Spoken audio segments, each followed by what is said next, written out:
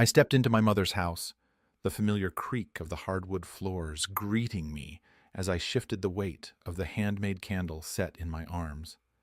The air smelled faintly of lavender and something cooking, probably Grace trying to play the perfect hostess again. The text from the family group chat had been vague. Meeting at 6. Be there. No one bothered to tell me why, and I'd assumed it was just another round of planning for our annual retreat. So there I was, Scarlett, standing in the doorway like some naive fool, clutching a gift I'd spent hours picking out to brighten their day. Sit down, Chloe said before I'd even peeled off my jacket. She was perched on the edge of the couch, legs crossed, her grin sharp enough to cut glass. My brother, Lucas, lounged in the corner by the fireplace, scrolling his phone with that smug look he'd perfected over the years. Grace, my mother, hovered near the kitchen doorway, her lips twitching into a tight smile that didn't reach her eyes. The room felt off, like the air had thickened with something I couldn't name yet. "What's going on?" I asked, setting the candles on the coffee table. My voice came out steady, but my stomach was already twisting. I glanced around, waiting for someone to crack a joke or explain the tension. No one did. Grace cleared her throat, smoothing her apron like she was about to deliver a speech. "We've been talking," she began, her tone too polished, too rehearsed, "and we've decided something about the family retreat." I frowned.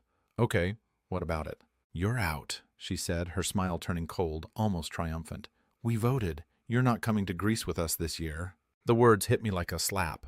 I blinked, my brain scrambling to catch up. "You... what?" "It's for the best," Chloe chimed in, leaning forward like she'd been waiting for this moment.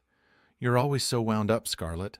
Last year you freaked out over that boat tour fee. It was embarrassing." "Embarrassing?" I snapped, my voice rising before I could stop it. "I was the only one who noticed they overcharged us $50. You're welcome, by the way." "We just want harmony this time," Grace added, her hands clasped together like she was praying for me to understand. "No drama." I let out a sharp breath through my nose, staring at them.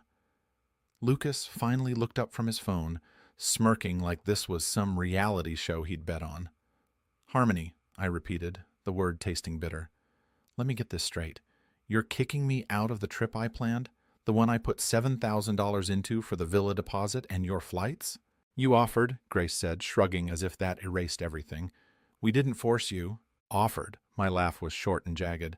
"I didn't offer to be excluded from it." Chloe rolled her eyes. "You've been so uptight lately. All your rules, your budgets, it's exhausting. We need a break from that." "A break?"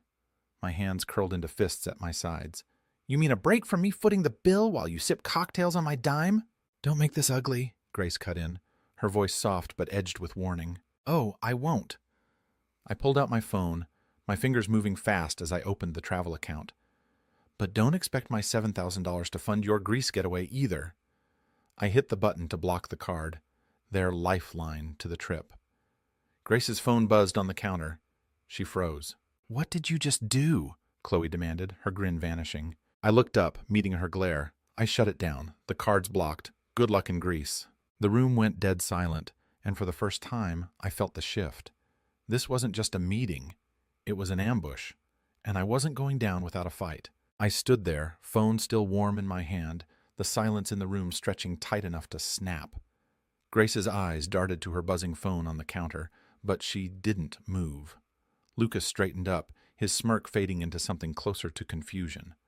Chloe, though, she was the first to break, her voice slicing through the quiet like a knife. "What do you mean, you shut it down?" she hissed, uncrossing her legs and leaning forward. "You can't just do that." "Oh, I can," I said, my voice steady despite the fire roaring in my chest. "And I did. The travel card's blocked. Flights, hotels, that fancy villa in Santorini with the infinity pool you wouldn't shut up about. Done." "You're insane," Chloe spat, jumping to her feet. "You're screwing over the whole family because you can't handle a little criticism?" "A little criticism?" I shot back, stepping closer. "You voted me out of a trip I paid for, Chloe. I booked every damn detail while you texted me sob stories about how tight money was. Just until Lucas gets his bonus right on bonus, right? That was $7,000, same day, my card. And now I'm the problem." Grace finally moved, picking up her phone with trembling hands.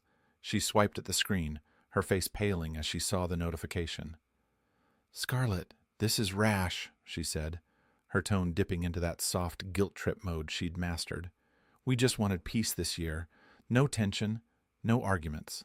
Peace, I echoed, my laugh sharp enough to cut. You want peace?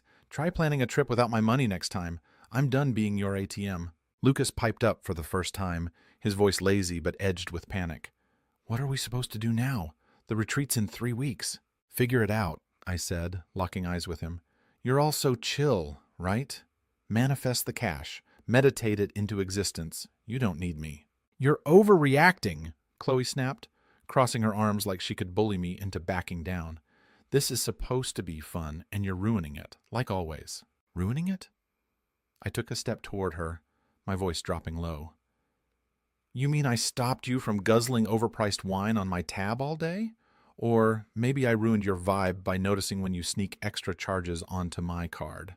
Don't turn this into a scene, Grace said, her hands fluttering like she could smooth over the wreckage. We're family, Scarlett. Let's not make it ugly. Too late for that. I tapped my phone again, pulling up the travel account just to double-check. See, here's the thing. That card wasn't just for the villa deposit.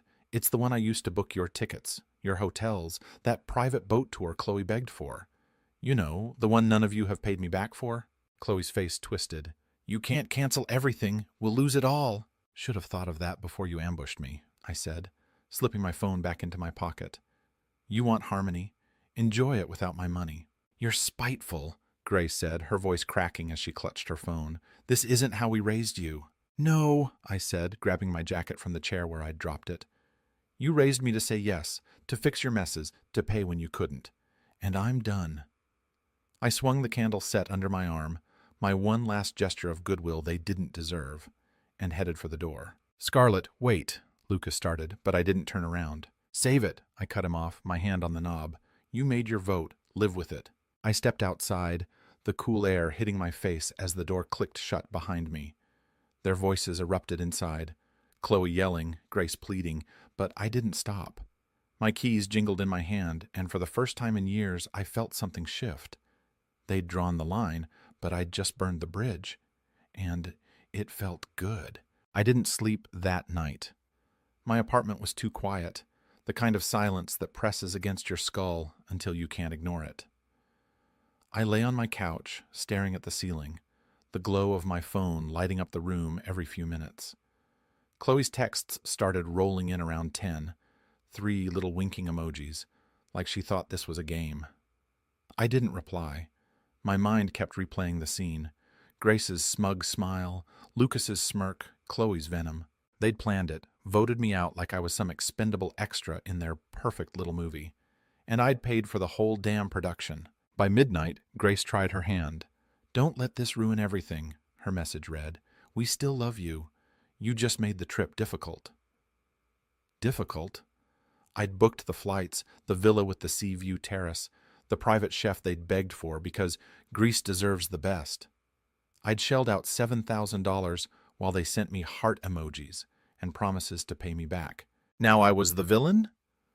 I tossed the phone onto the cushion beside me, my chest tight with something I couldn't name yet. Anger, sure, but something deeper. Oh, too. The next morning, everything cracked open. My cousin Maya called while I was pouring coffee, her voice hesitant but warm.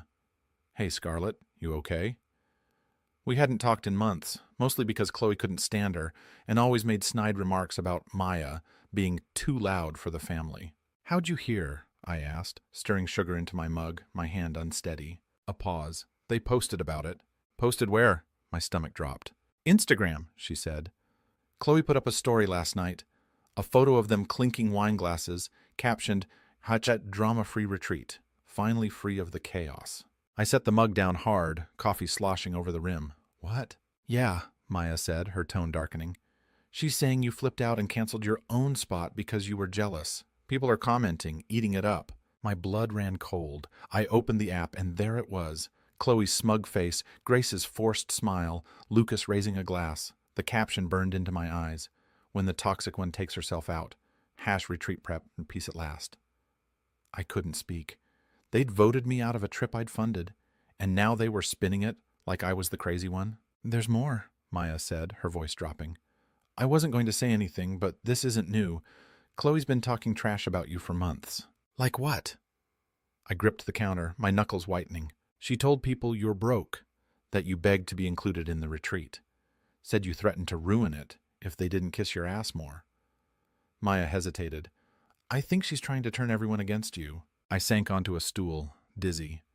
She's lying. I paid for it, Maya, all of it.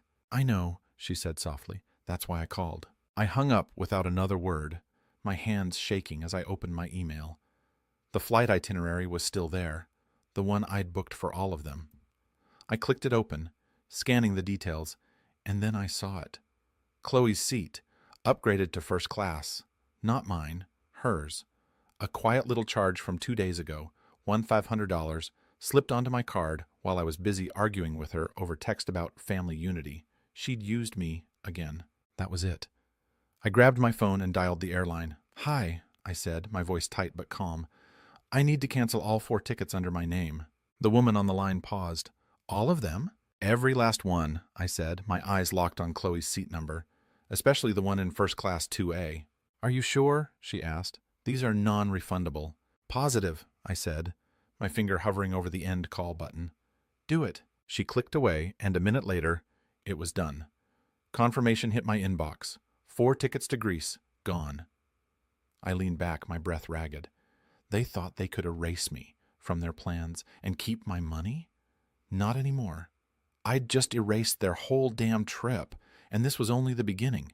They had no idea what was coming next. I didn't call ahead. I didn't need to.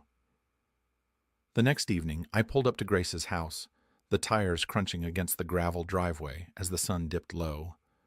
My hands were steady now, gripping a folder of evidence I'd spent the day pulling together. Screenshots, receipts, a paper trail of their greed. This wasn't about begging for an apology. I wanted to see their faces when the mask came off. Grace opened the door, her smile faltering the second she saw me. Oh, Scarlett, she said, her voice thin. It's you. Don't act surprised, I said, stepping past her without waiting for an invitation. You've been posting enough online to draw a crowd. She didn't deny it, just trailed behind me as I marched into the living room. Lucas was sprawled on the couch, phone in hand, looking up with a flicker of unease. Chloe sat at the dining table, a laptop open in front of her, probably browsing Airbnbs to salvage their precious retreat. The air smelled of burnt garlic. Someone had tried cooking and failed. Good. Let them stew in their mess. What's this? Chloe asked, her tone sharp as she closed the laptop. Come to gloat? Not quite, I said, dropping the folder onto the table with a satisfying thud. I came to settle the score. Grace hovered near the armchair, wringing her hands. Scarlett, let's not do this again. We can talk. Talk? I cut her off, flipping the folder open. Like you talked about me online? Or how about we talk about this? I slid the first page forward. A bank statement showing Chloe's latest spree. Spa day, $300. Designer dress, $800. Oh, and my favorite, a $2,000 deposit for a private boat rental in Santorini, all on my card 2 days ago. Chloe's face went red. That's not... Don't, I said, holding up a hand. I've got the timestamps. You used my money while you were busy voting me out. Lucas sat up, frowning. You're saying she stole from you? Stealing's the nice word for it, I said, pulling out another sheet. Here's the flight upgrade to first class, $1,500, also my card. And this? I tossed a photo onto the pile, security footage from the bank, Chloe swiping my card at an ATM. That's you, cashing out my money for your little side trip. Chloe lunged forward, snatching the photo. This is fake. You're setting me up. Funny how it matches your exact spending history, I said, crossing my arms. Down to the coffee shop you hit right after. Grace stepped in, her voice shaking. Scarlett, you're sabotaging everything. The retreat's ruined now. Flight's canceled. Villa gone. Why can't you just let it go? Let it go? I laughed, dark and low. You sabotaged it the second you cut me out of a trip I paid for. You used my money, let her spread lies about me, and now you're mad I'm fighting back? You're spiteful, Chloe spat, crumpling the photo in her fist. You've always hated that I'm the one people actually like. People like you? I pulled one last paper from the folder and threw it down. Here's your bank statement, Chloe. Spa packages, handbags, that boat rental, all on my dime. You've been living like a queen while I'm the one footing the bill.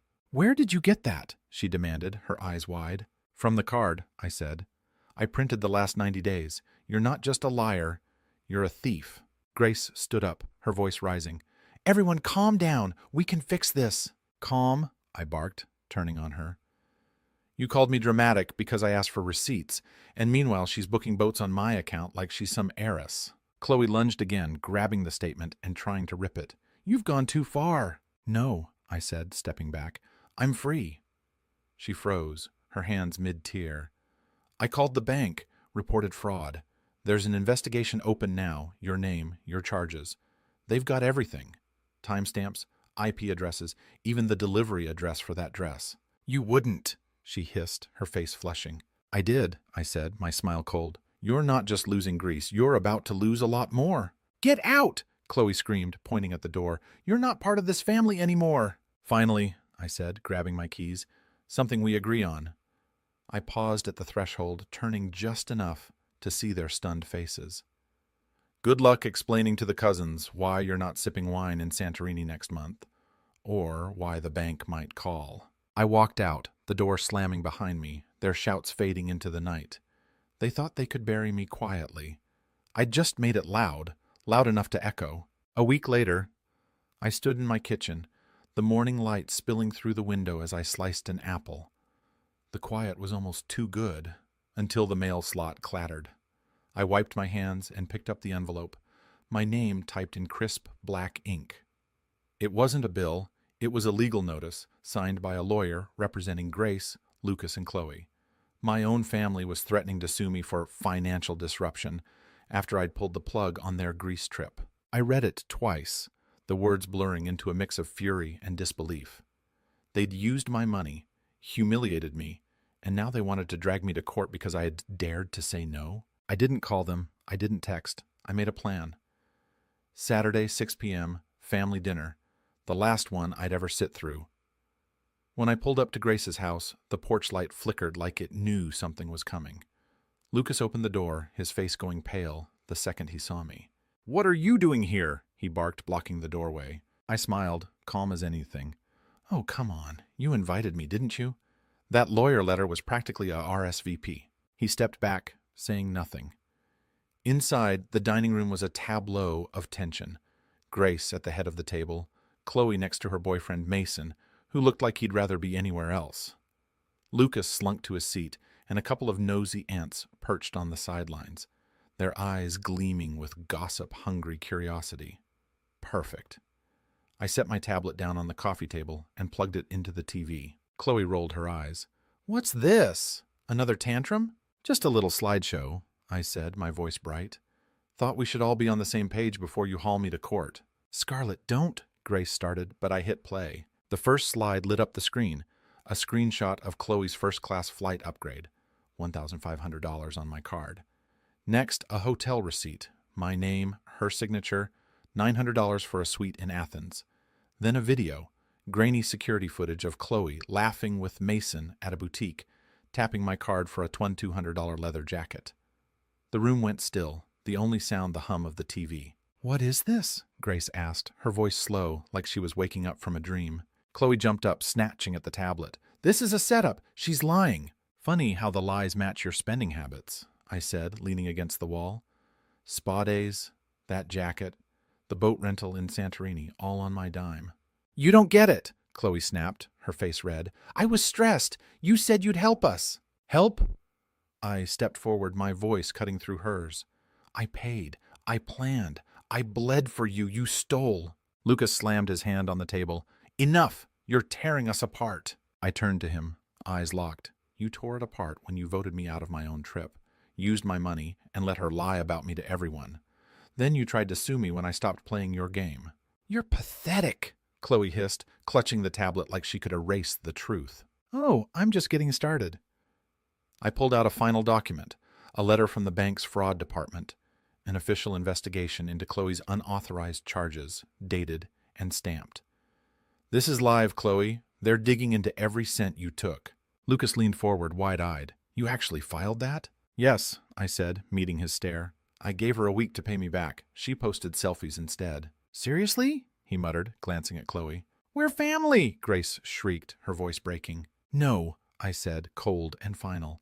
We're users and givers, and I'm done giving. Chloe lunged like she might hit me, but I didn't flinch. You'll regret this when your name's in court, she snarled. Court? I snapped. They'll find out you committed fraud and blamed me for it. You treated me like a bank, not a sister. The air thickened with silence, shame hanging heavy. Then Lucas stood, his voice quiet but firm. I'm done too. I've seen the lies, the guilt trips. You did the right thing, Scarlett. Lucas, Grace gasped, but he shook his head. I grabbed my coat. One more thing, I canceled the phone plan, the streaming, the insurance. If you want grease, earn it. This ATM's closed. I walked out, the door clicking shut on their stunned faces, and this time, I didn't look back. They'd pushed me to break. Instead, I broke free. The days after that dinner felt like the calm after a storm I had started. I didn't sleep much, but it wasn't regret keeping me up. It was adrenaline, the kind that comes from finally standing your ground. My phone stayed quiet the next morning. No frantic calls from Grace, no venom from Chloe, no lectures from Lucas. Just peace. I brewed coffee, opened the windows, and let the breeze carry away years of their weight. I even put on a playlist, loud, upbeat, and danced around my apartment like I just won something. Maybe I had. The silence didn't last, though. At 3:42 p.m., it broke with a text from Lucas. They're freaking out. Mom's crying. Chloe's locked herself in her room. Dad says you destroyed the family. LOL. I smirked, typing back, Did you tell him I'm the one who kept it afloat for years?